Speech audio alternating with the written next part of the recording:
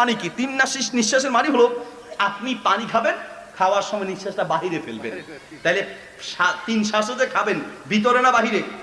শ্বাস হলো বাহিরে। তাহলে কয় শ্বাসে? জোরে বলতে হবে, কয় শ্বাসে? কয় শ্বাসে?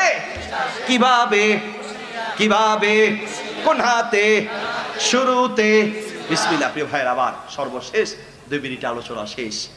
কবরে যদি প্রশ্নের জবাব দিতে হয়, আপনি ইসলাম দিন হিসেবে মানেন, মুহাম্মদ সাল্লাল্লাহু আলাইহি ওয়াসাল্লামকে নবী হিসেবে মানেন, তাহলে আল্লাহর নবীর সুন্নত তরিকা মতো জীবন চালাতে হবে।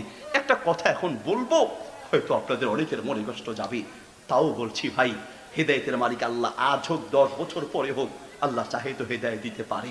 আপনি কিয়ামতের মাঠে দাঁড়িয়ে নবী সাল্লাল্লাহু আলাইহি ওয়াসাল্লামের কাছে গিয়ে বলবেন, ইয়া রাসূলুল্লাহ, আপনাকে ভালোবাসি, আপনাকে মহব্বত করি, আমি আপনার উম্মত, আপনার হাতে হাউজে কাউসারের পানি পান করতে চাই।